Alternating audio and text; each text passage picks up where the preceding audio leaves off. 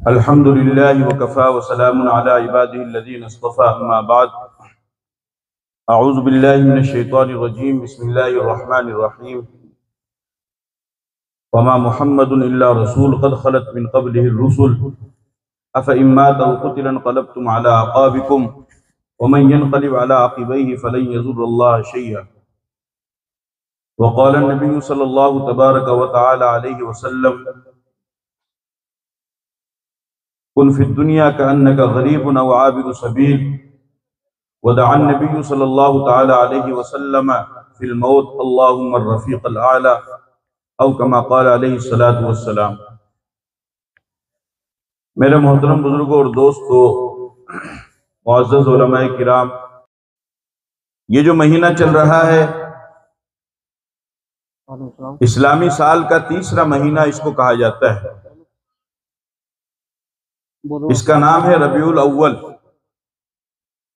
इस्लामी साल का पहला महीना मुहर्रमुल हराम है, दूसरा महीना सफरुल मुज़फ़्फ़र है और तीसरा महीना ये जो चल रहा है, आज इसकी 11 तारीख है, इसको रबीउल अव्वल कहा जाता है। रबी के माना अरबी में आते हैं फसल बहार के, मौसम खुशगवार के, यानी ऐसा मौसम कि जिसमें ना गर्मी हो ना सर्दी हो, फूल पत्तियां खिली हुई हो, बागों में चिड़िया चहचहा रही हो और इंसान के जिस्म के लिए राहत और सुकून का जरिया बने, जिसमें इंसान किसी भी तरह की घुटन और किसी भी तरह की परेशानी महसूस ना करे। ऐसे मौसम को अरबी में रबी कहा जाता है, मौसम बहार, फसल बहार कहा जाता है।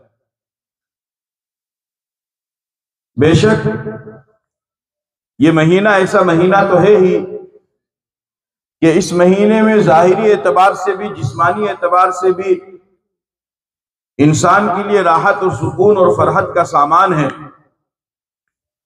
लेकिन आज से 1450 साल पहले की तारीख पर अगर आप निगाह डालेंगे, नजर दौड़ाएंगे, तो आपको मालूम होगा कि इंसान बल्कि कायनात की हर मखलूक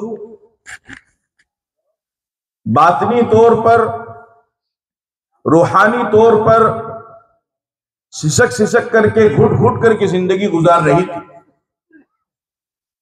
नबी पाक सल्लल्लाहु अलैहि वसल्लम की विलादत से कबल का जो जमाना है उसको ज़माने जाहिलियत कहा जाता है। उस जमाने जाहिलियत का यह हाल था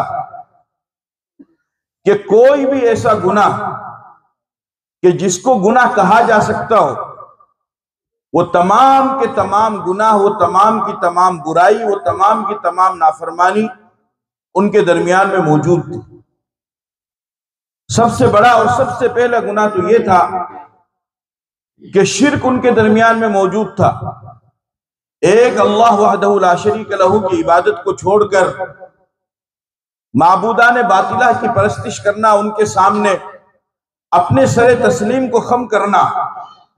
जबकि आप समझ सकते हैं कि जिस खुदा ने इंसान को जिंदगी दी, जिस खुदा ने इंसान को मौत दी, जिस खुदा ने इंसान को ताकत दी, जिस खुदा ने इंसान को रोजी दी, जिस खुदा ने इंसान को औलाद दी, जिस खुदा ने इंसान को हजारों लाखों नियामतों से नवाजा, उस खुदा को छोड़ करके किसी और को अपना माबूद समझना, इससे ज्यादा बड़ा जुल्म नहीं हो सकता। और इसी को शिर्क कहा जाता है। इसी के बारे में अल्लाह ने कुरान में फरमाया, इन्ना शिर्क लज़ुल्मुन अज़ीम, कि शिर्क जितने भी गुनाह है उन तमाम गुनाहों में सबसे बड़ा गुनाह है कि इंसान अल्लाह वहदहु ला शरीक लहू को छोड़ करके माबूदाने बातिला की परस्तिश करे। लेकिन उस वक्त सारी इंसानियत इसके अंदर मुब्तला थी। कत्ल गारतगिरी बिल्कुल उरूज पर था। मामूली मामूली बात पर कत्ल गारतगिरी करना, मामूली मामूली बात पर लड़ाई और जंग को जारी करना, और फिर मरते वक्त अपनी औलाद को वसीयत करना, कि मरते वक्त अपनी औलाद को वसीयत किया करते थे कि देखो, हमने अपने जीते जी जब तक हमारे अंदर सेहत और ताकत रही, जिंदगी ने साथ दिया, हमने इस जंग को जारी रखा। अब हम दुनिया से जा रहे हैं, तुम्हें भी इस जंग को जारी रखना है, इस लड़ाई को खत्म नहीं होने देना है। ये जंग सही है या नहीं है, ये लड़ाई सही है या नहीं है, हम इसमें हक पर है या नहीं है, इससे कोई मतलब नहीं। हमारे बाप दादा ने इस जंग को जारी रखा, लिहाजा तुम्हें भी इस जंग को जारी रखना। और इस तरीके से मामूली बात पर होने वाली लड़ाई हजारों साल तक चला करती। बल्कि जमाने जाहिलियत में यहां पर उनके दरमियान में इस बात पर भी लड़ाई हुई है कि तुम्हारे बाग के अंदर, तुम्हारे खेत के अंदर जो दरख्त लगा हुआ है, उस पेड़ के ऊपर चिड़िया बैठी, फिर उसने वहां से खाया, फिर उसके बाद वो इस खेत के अंदर आ गई, इस पेड़ के ऊपर आ गई, तो वो क्यों आई? ऊंट अगर चरता हुआ आपके खेत में से उसके खेत में चला गया तो इस पर लड़ाई शुरू हो गई। यानी मामूली बात पर लड़ाई शुरू करना, और उसको हजारों साल तक जारी रखा करते थे। और इसमें कितने किताल हुए, कितने लोगों की जानें चली गई, इससे उनको कोई मतलब नहीं था, कोई परवाह नहीं। हजारों लोगों की जान जाती थी। जबकि कुरान करीम में अल्लाह ताला ने क्या इरशाद फरमाया? फरमाया मन क़तल नफ्सन बिग़ैरि नफ्सिन औ फ़सादिन फ़िल अर्ज़ फ़कअन्नमा क़तल अन्नास जमीआ, कि ए लोगों, जिसने किसी इंसान को बगैर किसी गलती के कत्ल कर दिया, उसका मर्डर कर दिया, तो अल्लाह पाक फरमाते हैं कि गोया कि उसने सारी दुनिया के इंसानों का कत्ल कर दिया। आगे फरमाया मन अहयाहा फ़कअन्नमा अहया अन्नास जमीआ, जिसने किसी एक इंसान की जान बचा ली तो गोया कि उसने सारी दुनिया के इंसानों की जान बचा ली। लेकिन यह आम था, जिना अपने उरूज पर था, शराब नोशी अपने उरूज पर थी। यानी हर गुनाह, बेटियों को जिंदा दरगोर करना, बेटियों की विलादत को, बेटियों की पैदाइश को मायूब समझते थे। इज़ा बुश्शिरा अहदुहुम बिल उन्सा ज़ल्ला वजहु मुस्वद्दन व हुवा कज़ीम यतवारा मिनल कौमि मिन सूइ मा बुश्शिरा बिहि अयुमसिकुहु अला हूनिन अम यदुस्सुहु फित तुराब अला सा मा यहकुमून।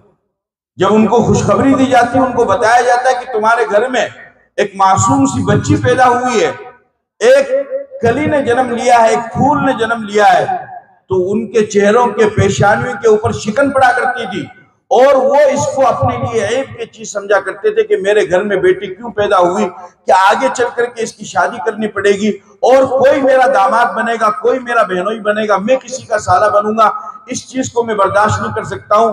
लिहाजा बेटी जब पैदा होती, उन बेटियों को जिंदा जमीन में गाड़ दिया करते। इतना बड़ा जुल्म और सितम, इससे ज्यादा बुराई और क्या होगी? औरत के साथ में जुल्म किया जाता था। अगर किसी औरत के शौहर का इंतकाल हो गया तो उसके साथ में उस औरत को भी दफना दिया जाता था, उसको भी आग के हवाले कर दिया जाता था। अगर, और इसी तरीके से अगर किसी औरत के शौहर का इंतकाल हो गया तो फिर जिंदगी भर वो औरत यूं ही कुड़ कुड़ करके, सिसक सिसक करके अपनी जिंदगी गुजार देती थी, लेकिन उस बेवा से कोई निकाह करने के लिए तैयार नहीं था। अब आप बताइए कि अगर एक बच्ची की, एक लड़की की शादी 20 साल की उम्र में हुई और 1 साल के बाद अल्लाह ना करे उसके शौहर का इंतकाल हो गया, तो अब ये लड़की 22 साल की उम्र से लेकर के 60, 70, 80 साल जितनी भी इसकी उम्र है, ये सारी उम्र, सारी जिंदगी यूं ही गुजार देगी, लेकिन कोई इससे शादी करने के लिए तैयार नहीं था, उसको मायूब समझते थे।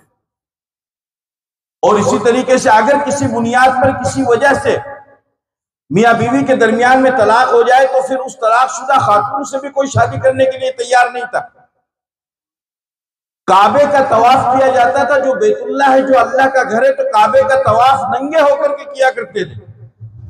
काबे का तवाफ भी लिबास पहन करके नहीं, बल्कि नंगे होकर के काबे का तवाफ किया करते थे।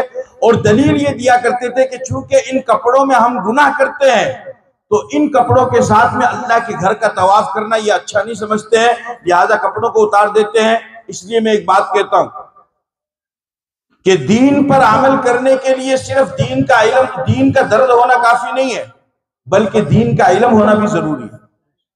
आपके दिल के अंदर दीन का दर्द है, अच्छी बात है, लेकिन उस दीन का इल्म भी अपने उलमा से, अपने इमाम से लो कि मुझे किस तरीके से यह अमल करना है, मुझे किस तरीके से यह काम करना है।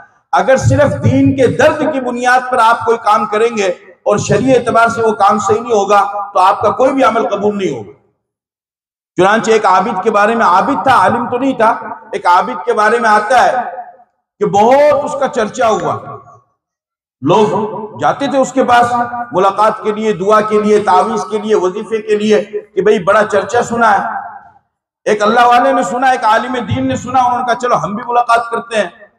उनके पास गए तो देखा कि उन्होंने बदबू आ रही है और नाक के अंदर रुई घुसा रखी है। पूछा कि आबिद साहब, आपका इतना बड़ा चर्चा है, इतनी बड़ी दुनिया आपके पास में आती है, फायदा उठा, ये आपने क्या किया?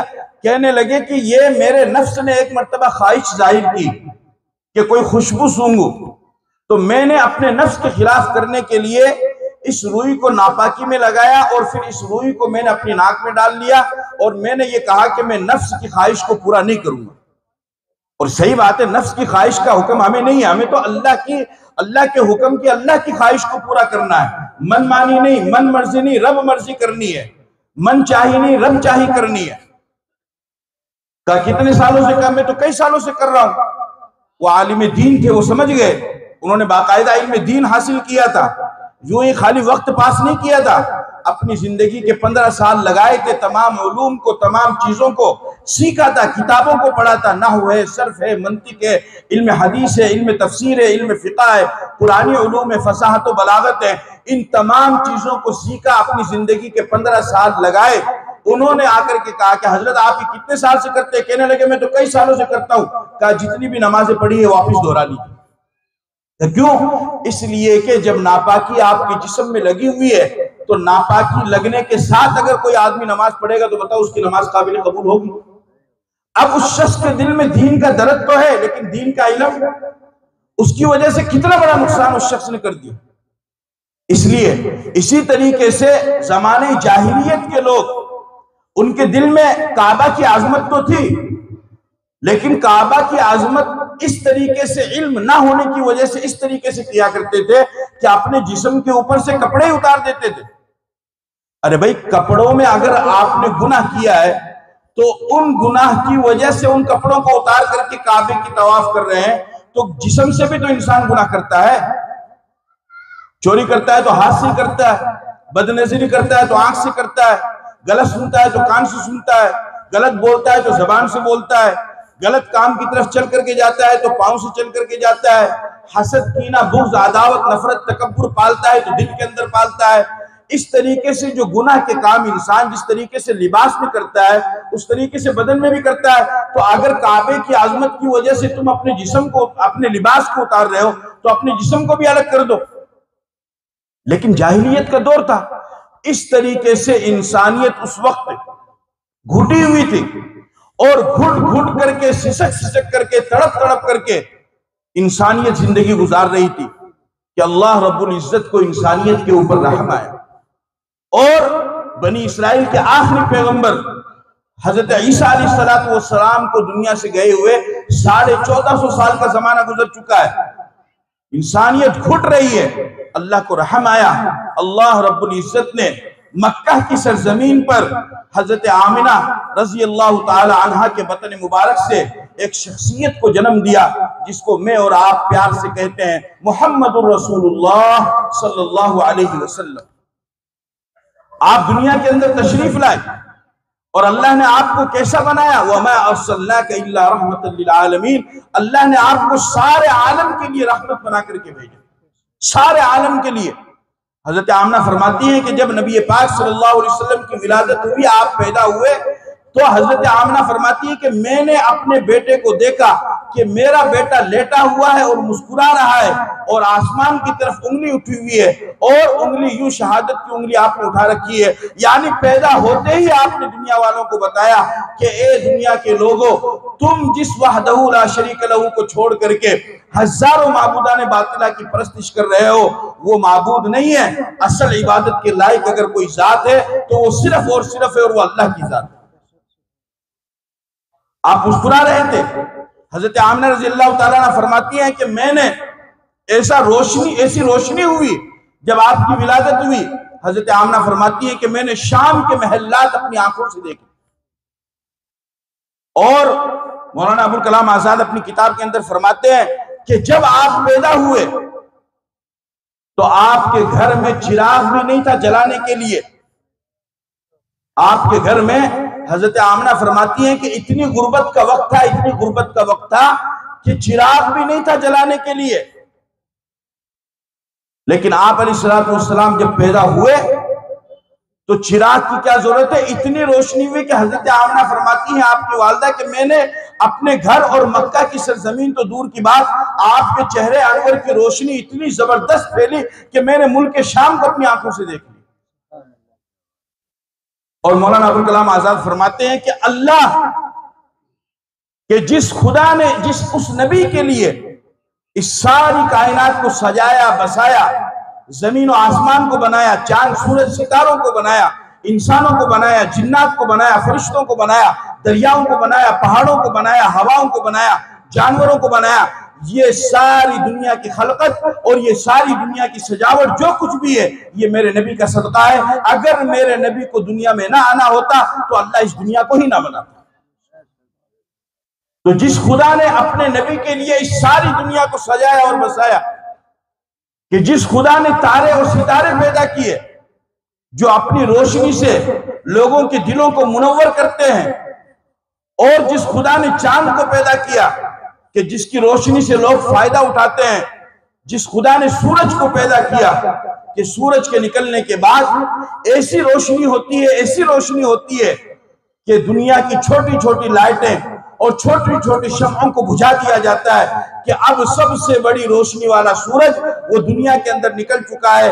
लिहाजा अगर छोटी सी छोटी चीज किसी तिनके को या किसी सुई को भी तलाश करना हो तो आपको किसी और रोशनी की जरूरत नहीं है, बल्कि ये सूरज की रोशनी काफी है। अल्लाह रब्बुल, जिस खुदा ने सितारों की रोशनी बनाई, जिस खुदा ने चांद की रोशनी बनाई, जिस खुदा ने सूरज की रोशनी बनाई, अगर वो खुदा चाहता तो क्या अपने नबी के घर में सूरज और चांद को गुलाम बना करके हाजिर ना कर देता? क्या अपने नबी के घर में वो रोशनी ना पहुंचा देता? लेकिन अल्लाह ने अपने नबी के घर में वो रोशनी नहीं पहुंचाई। क्यों नहीं पहुंचाई? इस वजह से नहीं पहुंचाई कि अल्लाह अपने नबी के घर को, अपने नबी को गरीब घर में पैदा करना चाह रहा था, और अल्लाह ने अपने नबी को गरीब घर में पैदा करके ये बतला दिया और कयामत तक आने वाले तमाम गरीबों का सर फख्र से बुलंद कर दिया कि कयामत तक उम्मत के अंदर जितने भी गरीब आएंगे वो गरीबी में, वो अपनी गरीबी को ऐबदार नहीं समझेंगे, बल्कि फख्र से वो ये कहेंगे कि अगर हम गरीब हैं तो हमारा नबी भी 1400 साल पहले गरीब के घराने में पैदा हुआ। आपकी विलादत से 6 महीने पहले अल्लाह ने आपके वालिद को, हजरत अब्दुल्ला को उठा लिया, उनका इंतकाल हो गया और आप यतीम पैदा हुए। आप यतीम पैदा हुए। सारी दुनिया का सरदार, सारी नबियों का सरदार, सारे इमामों का सरदार, सारे वलियों का सरदार, कि जिसके बराबर कोई हो ही नहीं सकता है, और जिसके बारे में कहने वालों को आखिर में यही कहना पड़ता है, ला युमकिनु सनाउ कमा काना हक़्क़ुहु बाद अज़ खुदा बुज़ुर्ग तू, ये किस्सा मुख्तसर कि ए नबी जी आपकी सना और तारीफ का हक अदा हो ही नहीं सकता है। बस हम तो हाथ जोड़ करके आखिर में यही कहते हैं कि अल्लाह की जात के बाद अगर किसी का मर्तबा है तो या रसूल अल्लाह आपका मर्तबा है, बस बात खत्म, उसके अलावा कुछ नहीं है। लेकिन उसके बावजूद भी अल्लाह ने अपने नबी को यतीम घराने में पैदा किया। क्यों? ताकि कयामत तक जितने भी लोग यतीमी के घर में पैदा हो और यतीमी की हालत में पैदा हो, यतीम के घराने में पैदा हो, तो कोई उनको मायूब ना समझे, कोई उनके ऊपर तंज ना कसे, कोई उनके ऊपर ताने ना बरसाए, कोई उनको गंदी निगाह से ना देखे, कोई उनको तिरछी निगाह से ना देखे, कोई उनको हकीर निगाह से ना देखे। वो भी फख्र के साथ ये कह सकता है कि अगर मैं यतीम घर में पैदा हुआ हूं तो आज से 1450 साल पहले मेरा नबी भी यतीम घर में पैदा हुआ। और मौलाना अबुल कलाम आजाद फरमाते हैं, हजरत फरमाते हैं कि दुनिया के अंदर जो भी आया वो आने के लिए आया, लेकिन मेरा, वो जाने के लिए आया। दुनिया के अंदर जो भी आया वो जाने के लिए आया, लेकिन मेरा नबी जाने के लिए नहीं आया, बल्कि मेरा नबी तो आने के लिए आया। वो आया तो आता चला गया, वो चला तो चलता चला गया, वो बढ़ा तो बढ़ता चला गया, और जब वो बढ़ा तो वो इतना बढ़ा कि उसकी बुलंदी और उसका मकाम और उसकी रिफत और उसका बुलंद मर्तबा सिर्फ जमीन पे नहीं रहा, बल्कि वो अर्श पर भी चला गया। इतना बुलंद मकाम अल्लाह ने अपने नबी को दिया। और अल्लाह ताला ने आपको रऊफ बना करके दुनिया में भेजा, रहमत बना करके आपको दुनिया में भेजा। आप दुनिया के अंदर तशरीफ लाए। हजरत हलीमा रजी अल्लाह ताला अन्हा मुबारक खातून है, दुनिया के अंदर बहुत सी औरतें आई और आएंगी कयामत तक, लेकिन दो औरतों का मुकाबला कोई नहीं कर सकता। एक तो हजरत आमिना और दूसरी हजरत हलीमा। कि हजरत आमिना आपकी वालदा का वो खुशनसीब माँ है कि अल्लाह रब्बुल इज्जत ने सारी दुनिया की औरतों में से हजरत आमिना के बतन मुबारक को, उनके पेट मुबारक को छांटा है अपने नबी के इंतिखाब के लिए, और अल्लाह ने हजरत आमिना के पेट मुबारक में अपने नबी को वजूद बख्शा। और दूसरी, मक्का के अंदर दूध पिलाने वाली बहुत सी औरतें थी, बहुत से कबीले थे, लेकिन अल्लाह ने सिर्फ हजरत हलीमा रजी अल्लाह ताला अन्हा को चुना अपने नबी को दूध पिलाने के लिए, और किसी को नहीं चुना। जबकि उससे बड़े बड़े लोग, बड़ी बड़ी औरतें आई, और औरतें आकर के मालूम करती थी, हाँ भाई क्या नाम है लड़के का? कि साहब मोहम्मद नाम है।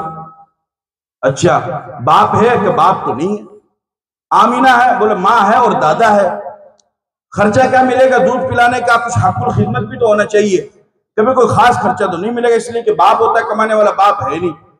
यूं कह कह करके तमाम औरतें अल्लाह के नबी को छोड़ती गई, किसी ने भी नहीं लिया। हजरत हलीमा एक पतली सी, लागर सी, दुबली सी ऊंटनी को लेकर के आती है अपने शोहर के साथ में। उन्होंने कहा कि देखो, दरवाजा खटखटाया गया, पूछा कौन है? बताया गया है कि हलीमा है। हजरत आमिना रज़ी अल्लाह ताला अन्हा फरमाती हैं कि जैसे ही हलीमा ने अपना नाम लिया कि मैं हलीमा हूं, मेरे बेटे ने मोहम्मद ने मुस्कुरा दिया। हजरत हलीमा अंदर आई, पूछा, हजरत आमिना ने सारी बातें बतलाई कि इस तरीके से ऐसा ऐसा है, वालिद इसका है नहीं और ये बच्चा है, अगर आप लेकर के जाओ। गांव देहात में इसलिए बच्चों को भेजते थे ताकि वहां खुशगवार साफ सुथरी फिजा होती है, साफ सुथरा मौसम होता है और देसी काम होता है, मिलावट नहीं होती। शहर में क्या, जबान में भी, जिस्म में भी, ताकत में भी, हर चीज में मिलावट हो जाती, इसलिए गांव में भेज दिया करते थे। चुनांचे हजरत हलीमा ने आपको लिया। हजरत आमिना ने फरमाया कि देखो, आपसे पहले बहुत सी औरतें आई, लेकिन यतीम समझ करके उन्होंने छोड़ दिया। बेशक मेरा बेटा यतीम है, मुझसे जो भी हो सकेगा मैं तुम्हें जरूर दूंगी, लेकिन यतीम समझ करके मेरे बेटे में की खिदमत में कमी मत करना, इसको पाबंदी के साथ दूध पिलाना। हजरत हलीमा ने फरमाया ठीक है। चुनांचे वो उन्होंने लिया अल्लाह के नबी को और ऊंटनी पर बिठाया। अब वो जो उसकी ऊंटनी की रफ्तार बढ़ी तो इतनी खतरनाक बढ़ी कि पहले जितनी भी औरतें मक्के से बच्चों को लेकर के जा चुकी थी, उन तमाम की ऊंटनियां पीछे रही और ये जबरदस्त किस्म की आवाजें आने लगी। लोगों ने कहा कि भाई देखो तो सही, कौन आ रहा है? कोई हमला करने वाला तो नहीं आ रहा, कोई बहुत सारे घोड़े लेकर के तो नहीं आ रहा, कोई डाकू तो काफिलों को लूटने के लिए नहीं आ रहा? कहा नहीं, हलीमा। बोला हलीमा की ऊंट वो इतनी तेज कैसे चलने लगी? कि इसलिए चलने लगी कि जिसकी वजह से तुम बने हो, उस मकसद, उस वजह तखलीक कायनात को हजरत हलीमा लेकर के आ गई। और हजरत हलीमा फरमाती हैं कि मैंने अपने बेटे मोहम्मद को दूध पिलाया तो हजरत हलीमा फरमाती हैं कि कभी कभी मैं चाहती थी कि मैं बाईं तरफ से, बाईं छाती से अपने बेटे को दूध पिलाऊं, लेकिन हजरत हलीमा फरमाती है कि मुझे पैदा करने वाले की कसम, मेरे बेटे मोहम्मद ने कभी भी बाईं छाती से दूध नहीं पिया, हमेशा दाएं तरफ से दूध। अभी तो आप बच्चे हैं, आपको अल्लाह ने नबूवत अता फरमाई और अल्लाह ने आपको रहमत बनाया। आप दुनिया के अंदर आए, आने के बाद आपने लोगों को हुकूक बतलाए।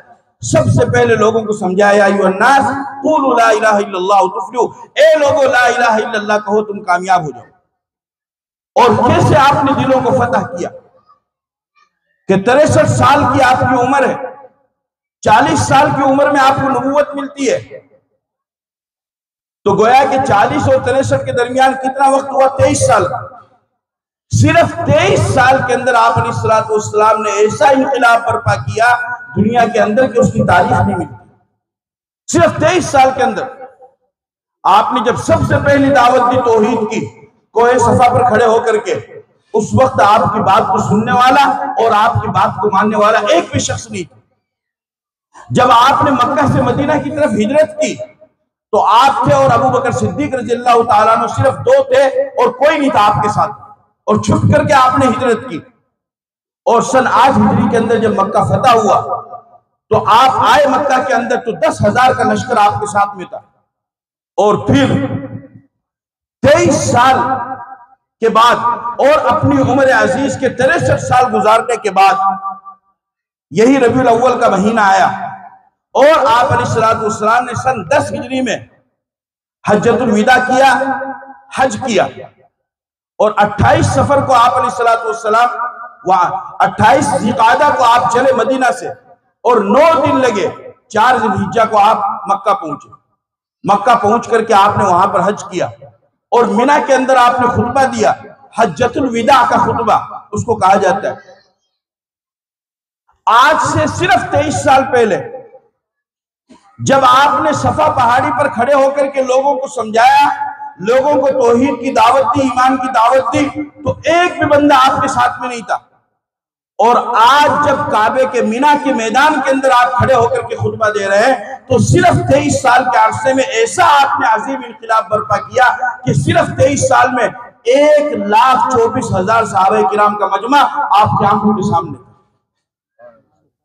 क्या कोई ऐसा इनकलाब बर्पा कर सकता है? कोई ऐसी तब्दीली ला सकता है?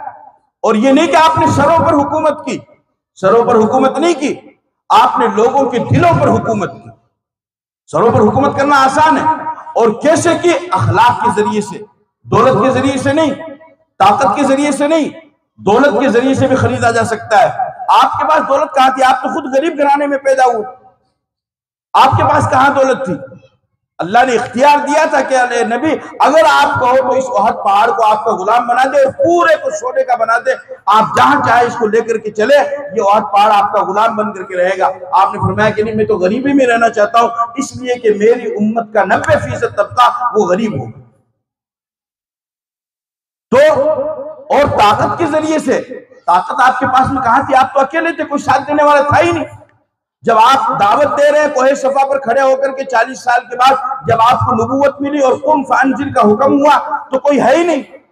तो इस 23 साल में 1,24,000 लोगों को कलीमे के अंदर शामिल करना, ईमान के अंदर शामिल करना, उनको ईमान वाला बना देना, उनको कुरान वाला बना देना, उनको अपना गुलाम बना लेना, यह आप अलैहिस्सलाम ने सिर्फ और सिर्फ अपने अखलाक के जरिए से किया, तलवार के जरिए से नहीं किया। आज जो ढंडोरा पीटा जाता है कि इस्लाम तलवार के जरिए से कोई चीज फैलाई नहीं जा सकती है। इस्लाम अगर फैला है तो अखलाक की वजह से, ईमानदारी की वजह से, सच्चाई की वजह से, दियानत की वजह से, सदाकत की वजह से, कि अल्लाह के नबी ने और सहाबा किराम ने अपने अमल से करके लोगों को दिखलाया कि जिसकी वजह से इस्लाम फैला है। चीन के अंदर सिर्फ 8 सहाबा किराम गए मुल्क चीन के अंदर उस वक्त, और उन्होंने वहां तिजारत शुरू की। सुनना गौर से, उन्होंने वहां बिजनेस शुरू किया, कारोबार शुरू किया, लेकिन ईमानदारी के साथ। अगर सामान में कोई ऐब होता तो उस ऐब को पहले बतला देते कि साहब इसके अंदर ये ऐब है, अगर आपको समझ में आता है तो आप ले लो, नहीं समझ में आता है तो कोई बात नहीं। और इसी तरीके से अगर वक्त दिया है, उस वक्त में अल्लाह के नबी का फरमान है कि अगर कोई दी हुई चीज को वापस लौटा ले, तो अगर कोई वापस देता तो उस सामान को वापस भी ले लेते। और इंतहाई अगर तोलते किसी सामान को तो ईमानदारी के साथ में तोलते, मक्कारी नहीं करते कि फल दिखाया कोई और, दे दिया कोई और सा। एक पन्नी पहले से उसमें सेब डाले हुए, खराब सेब है, और ग्राहक के सामने ताजा सेब तोल दिए, और जैसे ही ग्राहक पैसे निकालने लगा, नजर उधर घुमाई, उठा करके वो थैली उसको पकड़ा दी। ये सब मक्कारी नहीं करते थे। अब वहां के लोगों ने, वहां के जो ताजिर थे, वो तो मक्कारी किया करते थे, वो दगा गबन किया करते थे। उन्होंने बादशाह वक्त से शिकायत, उन्होंने कहा कि साहब अरब से ये चंद लोग चल करके आए हैं और इन्होंने हमारी पूरी बिजनेस का, पूरे कारोबार का बेड़ा गर्क कर दिया। बोला क्या हुआ? बोला जब से ये 8 लोग आए हमारे पास में तो कोई आता ही नहीं। बादशाह ने उनको बुलाया कि साहब तुम क्या करते हो? कैसा? हम तो इस तरीके से सामान बेचते हैं। फिर भी वो बादशाह, वो भी तो वहीं का था ना, और जनता उसकी थी। उन्होंने कहा कि इनको किसी भी तरीके से मुल्क चाइना से निकालो, अगर ये लोग यहां पर रहे तो हमारी तिजारत तो नहीं चलेगी। बादशाह ने उन 8 को वहां से निकलने का हुक्म दे दिया, लेकिन आवाम का जोर ज्यादा था। आवाम, जनता सारी की सारी इकट्ठा हो गई और उन सब ने यह कहा कि बादशाह सलामत, आप ये बताइए कि इनकी गलती क्या है? कि साहब गलती तो कुछ भी नहीं है। बोला ईमानदारी के साथ बिजनेस कर रहे हैं, कोई धोखाधड़ी नहीं कर रहे हैं, चोरी नहीं कर रहे हैं, मक्कारी नहीं कर रहे हैं, कोई नुकसान नहीं पहुंचा रहे हैं, तो इनको क्यों निकाल रहे हो? बादशाह ने देखा कि जनता तो इनके साथ में है, अवाम तो इनके साथ में है, उसने अपना फैसला वापस ले लिया। सिर्फ 800 सहाबा किराम मुल्क चीन के अंदर गए और उन्होंने ईमानदारी के साथ में तिजारत और बिजनेस किया, तो उसका नतीजा यह आया कि चंद सालों में पूरे मुल्क चीन के अंदर 8 करोड़ लोग मुसलमान। कितने? किस वजह से? ईमानदारी की वजह से, अखलाक की वजह से। ये अखलाक उन सहाबा ने कहां से सीखे? उन्होंने अल्लाह के नबी से सीखे। आप रहमतुल लिल आलमीन बनकर के आए, आपने तमाम लोगों के हुकूक बतलाए। औरतों पर जुल्म किया जाता था, आपने उसका मकाम और मर्तबा बताया। कहा अगर औरत तुम्हारी मां बनती है तो इसके पांव के नीचे जन्नत है। बताओ कितनी बड़ी बात है। यानी एक औरत, वो गलत भी हो सकती है, गलत लाइन की भी हो सकती है, किसी भी तरह की वो गलती कर सकती है। वो औरत चोरी भी कर सकती है, वो औरत जिना भी करवा सकती है, वो औरत शराब भी पी सकती है, वो औरत कत्ल और गारत के लिए भी कर सकती है। एक औरत वो कितने ही गुनाह क्यों ना कर ले, वो सारे गुनाहों का मरकज और सेंटर हो सकती है। लेकिन उसके बावजूद भी अल्लाह के नबी ने फरमाया कि अगर तेरी मां है तो उसके पांव के नीचे जन्नत। उस चोरनी मां के, उस शराबी मां के, उस जाने के, उसने चोरी की, उसने शराबी की, उसने शराब पी, उसने गीबत की, उसने कोई और गुनाह किया, वो उसका और अल्लाह का मामला है। कयामत के दिन अल्लाह सल्टाएगा। अगर तेरी मां है, उसने अपने पेट को फाड़ करके तुझे जन्म दिया है, तो मां होने की वजह से तुझे तो उसकी खिदमत करना जरूरी है। तू उसके सामने उफ भी नहीं बोल सकता। यह आपने बतलाया।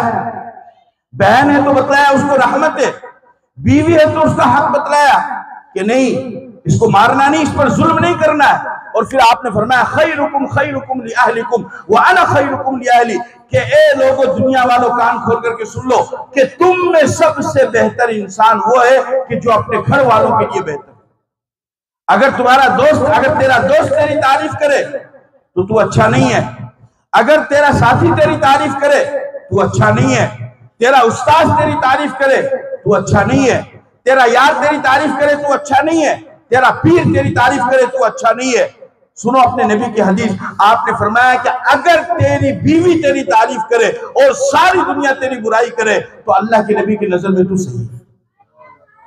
और अगर सारी दुनिया मिलकर के तेरी बुराई करे और तेरी बीवी तारीफ करे, सारी दुनिया तारीफ करे और बीवी बुराई करे, तो तू हकीकत में गलत है।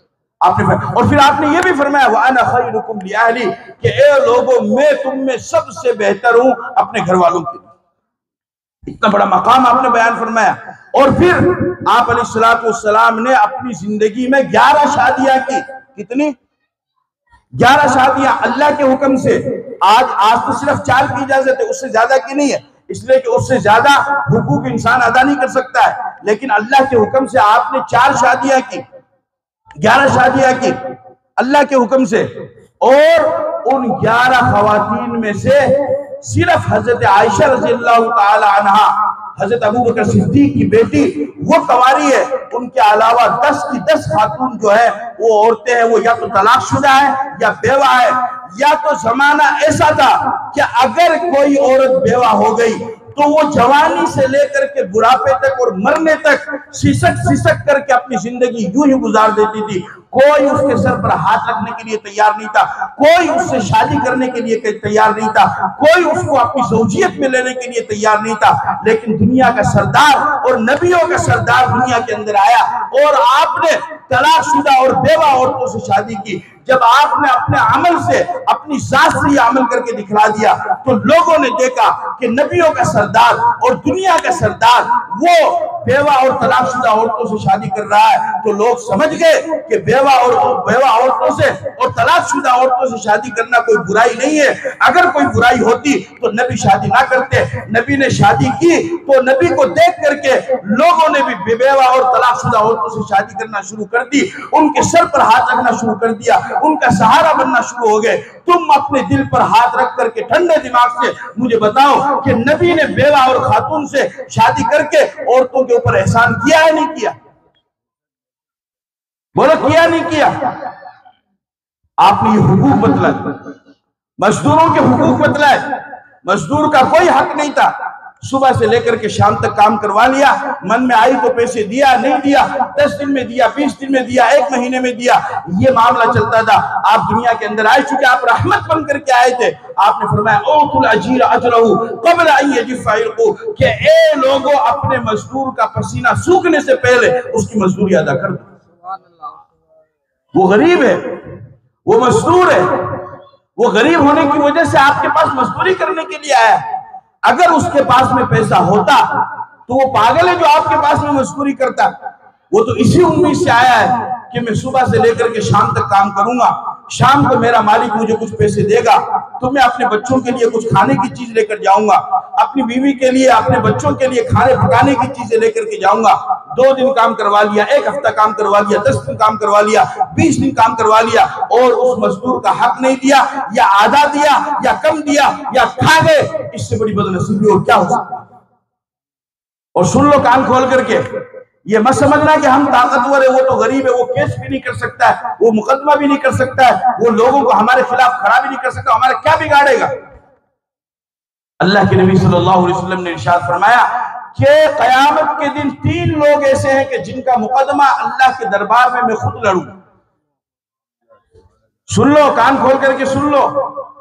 फरमाया कि 3 लोग ऐसे हैं कि वो कमजोर हैं, कल कयामत के दिन अल्लाह के दरबार में मैं खुद नबी चल करके उनका मुकदमा लड़ूंगा और उनका अल्लाह से उनको हक दिलवाऊंगा।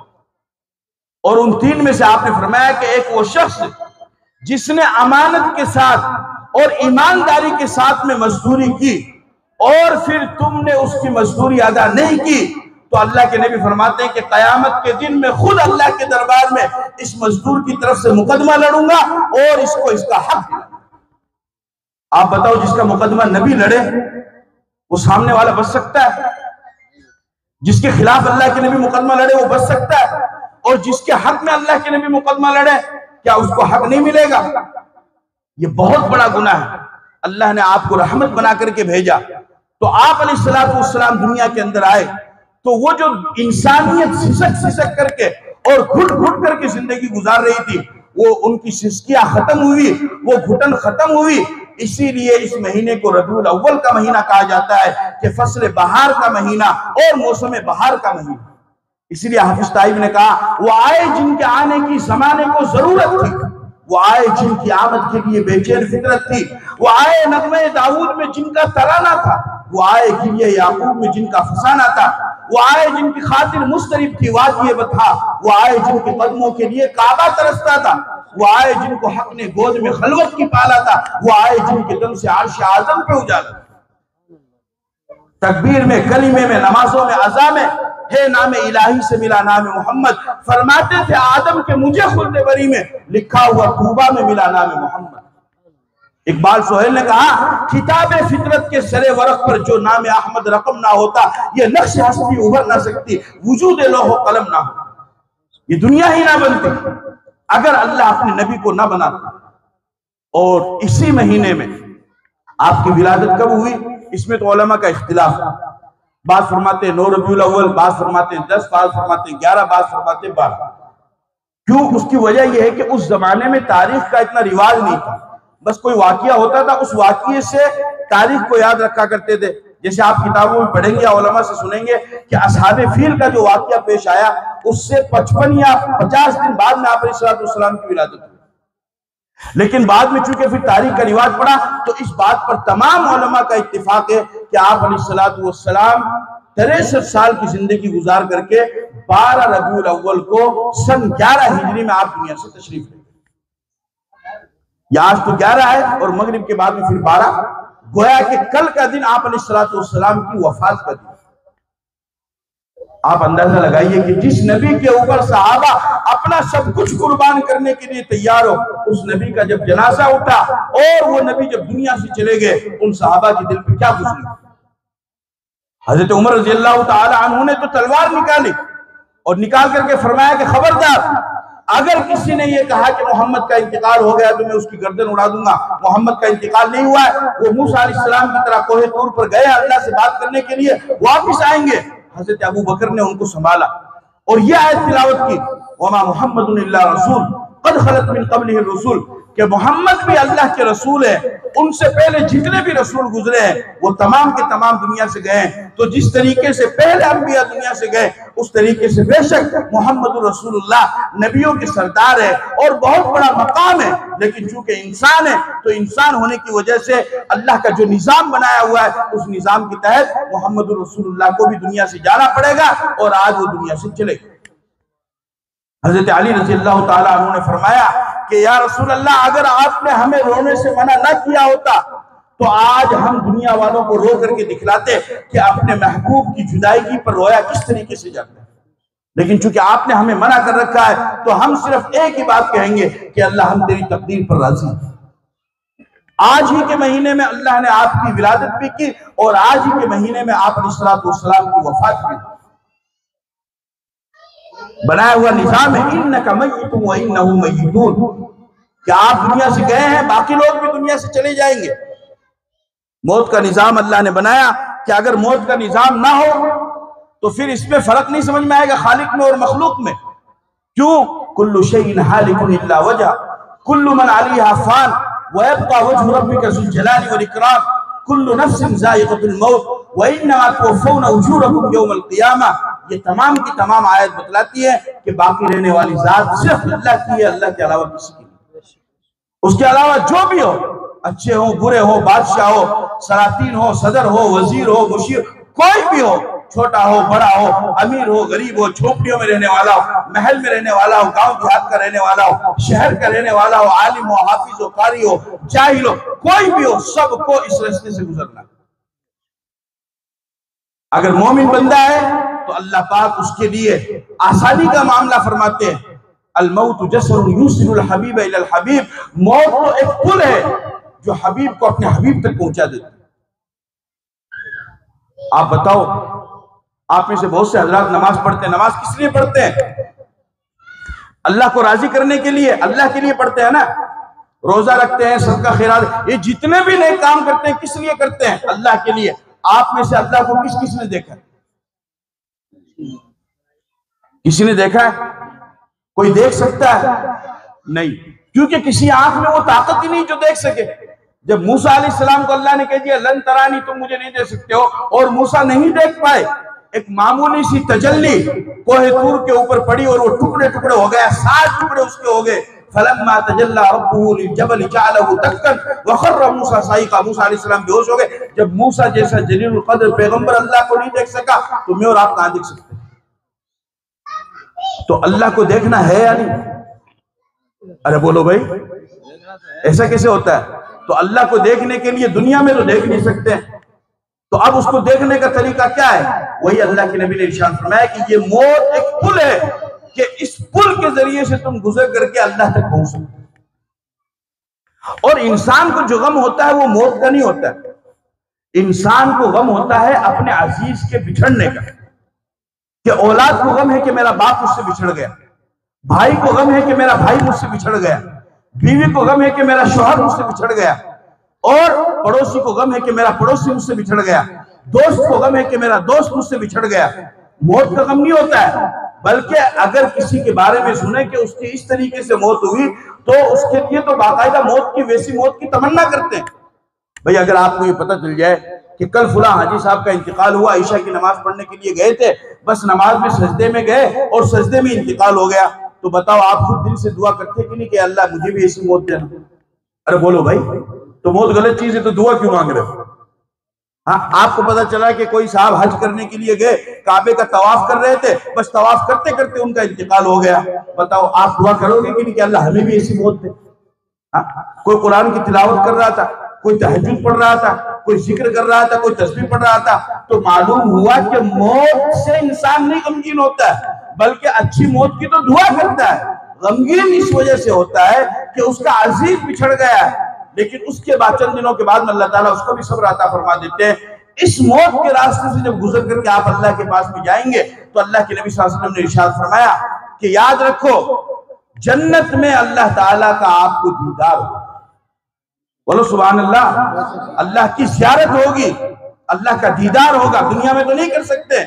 आपने फरमाया इन्नकुम सतरौना रब्बकुम कमा तरौना अल-क़मर लैलतल बद्र ला तुज़ारुना फी रुयती, कि जिस तरीके से तुम दुनिया के अंदर 14वीं रात के चांद को देखते हो और उसको देखने में किसी भी तरह की कोई तकलीफ नहीं होती है कि छत पर खड़ा होने वाला छत पर खड़ा होकर देख लेता है, खेत में खड़ा होने वाला खेत में खड़ा होकर देख लेता है, दुकान पे खड़ा होने वाला दुकान में खड़ा होकर के देख लेता है। यानी हटो बचो नहीं करना पड़ता है, लोगों को हटाना नहीं पड़ता है, बस एक काम करना है, अपनी निगाह आसमान की तरफ उठाओ और 14वीं रात का चमकता हुआ चांद तुमको नजर आ जाएगा। अल्लाह के नबी ने फरमाया कि मेरी उम्मत के लोगों, जिस तरीके से तुम दुनिया के अंदर 14वीं रात के चांद को देखते हो और उसको देखने में किसी भी तरह की कोई तकलीफ नहीं होती है, आपने फरमाया कि कयामत के दिन जन्नत में तुम इसी तरीके से अपने अल्लाह को देखोगे और उनको देखने में कोई तकलीफ नहीं होगी।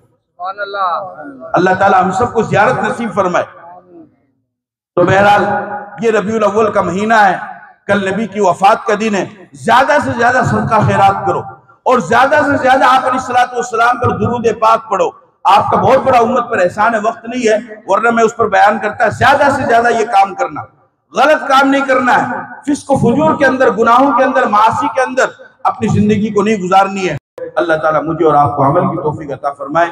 वाह दावान अल्हम्दुलिल्लाहि रब्बिल आलमीन।